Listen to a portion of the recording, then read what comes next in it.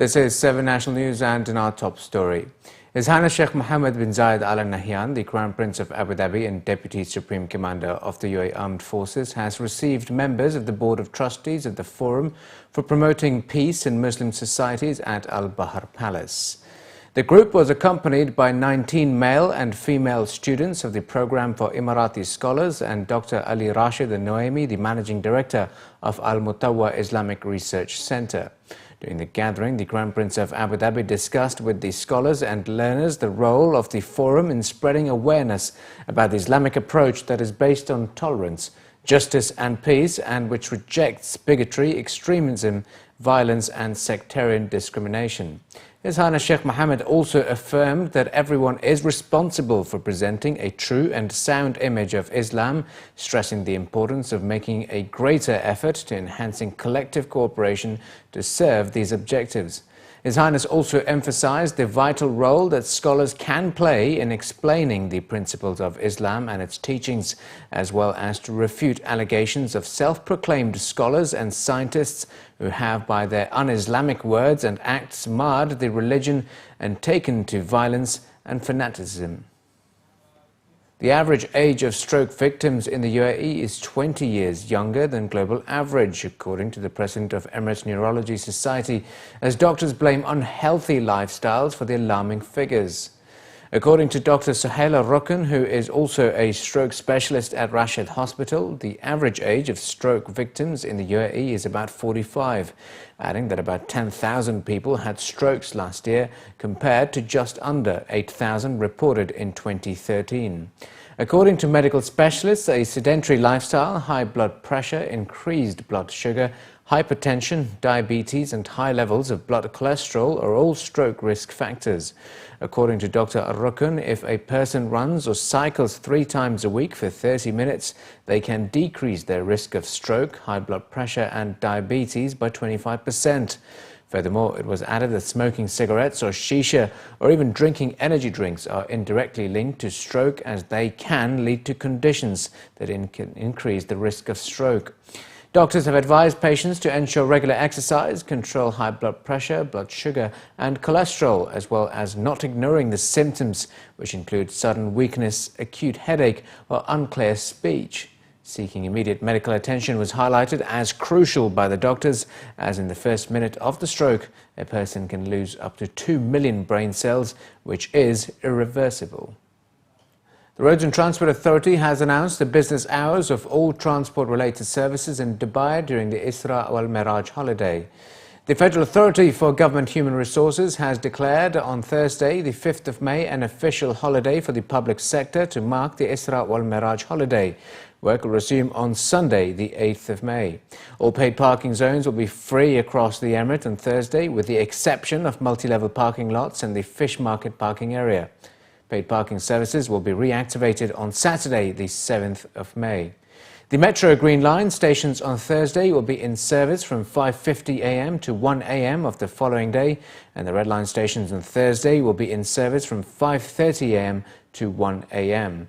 Dubai Tram will be in service on Thursday from 6:30 a.m. to 1 a.m.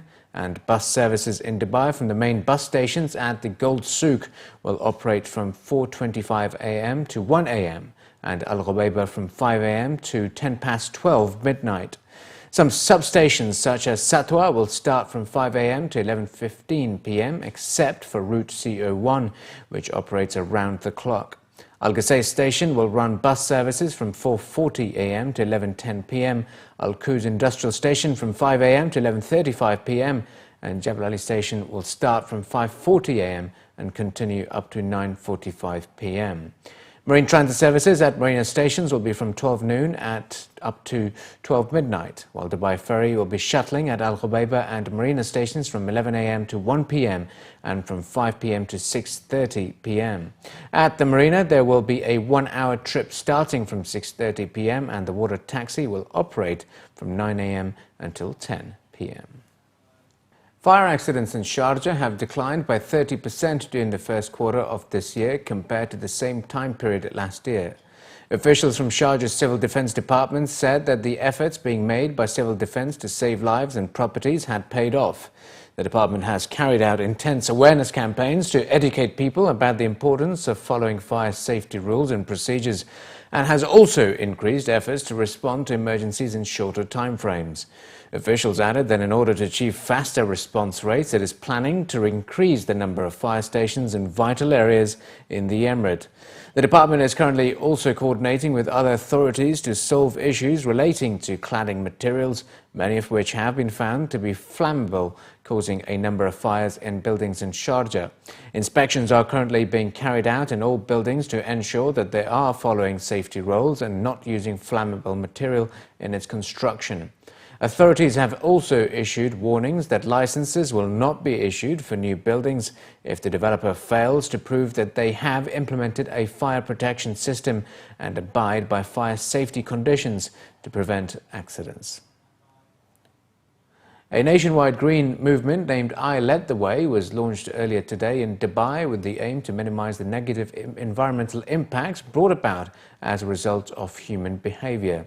According to the organizers, through a combination of awareness campaigns, the 12-month eco-program aims to motivate residents and citizens to lighten their lighting footprints. Commencing on the 22nd of May and culminating on the 5th of June, which also happens to be World Environment Day, the event will involve various education and retail-orientated programs during which all high-efficiency LED lighting products will be discounted by 25% for 1 week in the partner retailers. Officials at the press conference today stated that 57% of the UAE's ecological footprint is generated from household energy consumption, 6% of which is attributable to lighting. Current incandescent lamps account for the majority of lighting energy usage, totaling 78%. By switching to energy-efficient lighting, the UAE could save 65% of the electricity consumed. Additionally, adopting EELs could also yield a 28% cooling bonus due to reduced air conditioning demand as it avoids the heat generated by incandescent lamps.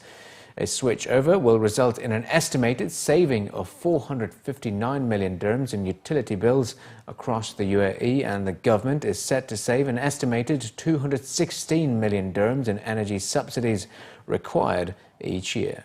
This is very important because we know that in Dubai, for example, 80% of our electricity is used in buildings, and a big portion of that, can be saved by using more energy-efficient lighting, or making sure we're turning off lights when not required.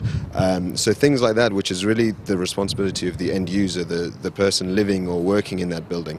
So I think campaigns like this, and the support of media is vital for us to be able to achieve those goals, and get that message across that using more energy efficient lighting, or using lighting more conservatively, is going to ultimately benefit the consumer by saving large amounts of money on their electricity bills, while at the same time contributing to the UAE's objectives of reducing carbon emissions. The first program we have, and we're quite proud to announce, is the Dubai Efficient Lighting Week promotion, which is a sustainable lighting initiative that we've coordinated with the help and support of a variety of retailers and supermarkets across Dubai, as well as the all-important lighting manufacturers, of course, who provide these great technologies such as LED that are able to achieve the types of efficiency savings that we hope for, and will drive forward our initiative. The UAE is really no different, or has no greater requirement than any other sort of city or country when it comes to energy efficiency, or more importantly, environmental sustainability.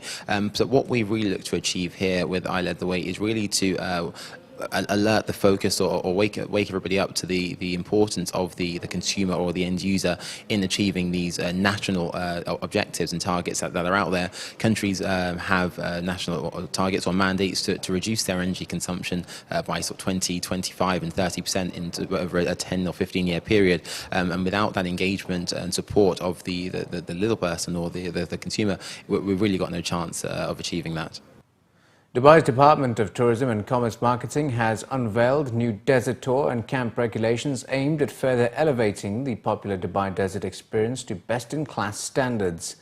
As part of the initiative, Dubai Tourism has established quality benchmarks for all desert tour operators, including those managing outdoor, cultural and hospitality activities. Operators will be evaluated on a number of categories, including visitor experience, health and safety, insurance coverage, marketing and advertising, as well as transport and logistics. Guest safety is specifically targeted in the new regulations, such as mandatory child car seat regulations, vehicle inspection criteria, and provisions to ensure all in-car safety equipment is installed by approved vendors. In addition, all drivers must have completed their tour guide certification from Dubai Tourism, deliver mandatory safety briefings to guests, and have all the correct RTA licenses. The new regulations, which will also focus on the implementation of environmentally sustainable practices, will come into effect in 3 months' time, giving the industry time to adopt these standards. And finally, in the bulletin, the British luxury sports car manufacturer Jaguar has unveiled their first SUV in the region, as thousands were entertained with a stunning fireworks display at the regional launch by the Burj Khalifa. The all-new F-Pace by Jaguar marked its entry into the regional market with a spectacular pyrotechnic display, as well as the name of the new SUV being projected on the facade of the Burj Khalifa. As part of the launch ceremony, Burj Khalifa was illuminated with the branding of the F-Pace model, following the display of Arabic calligraphy symbol on the screen. With the eyes of thousands of spectators glued to the Burj Khalifa, the show ended with the unveiling of the new F-Pace SUV to mark its regional debut in Dubai. The new model was displayed at the promenade level for spectators to catch a glimpse of. The new model, which starts at a price of 233,000 dirhams. According to Managing Director of Jaguar Land Rover MENA, the UAE remains the best performing regional market, with expectations that the 3.0-litre V6 SUV should build on the success of the new generation of their flagship model, Range Rover. The SUV market in the Middle East is a large market. It's one of the biggest globally in terms of the market shares that brands occupy. But I think more importantly, from a Jaguar perspective, we're entering into a segment of the market where we haven't been competitive before, where we haven't had product. This will allow us to compete against some of the world's best SUVs in a market that is growing globally by about 40% over the next 6 years. So from a Jaguar perspective, it allows our customers to extend what they already have in terms of their drivability of their saloon cars. They now have the choice of an SUV. The UAE market for Jaguar is very, very important. Globally, we're the 4th largest market for Jaguar Land Rover worldwide. And it gives me a tremendous amount of satisfaction to know that the biggest dealership in the world is situated on Sheikh Zayed Road, that being Al-Taya Motors. So from our perspective, the Middle East remains an important region for us. It is a growth region for us, and we believe we have the product that has been engineered here to perform here.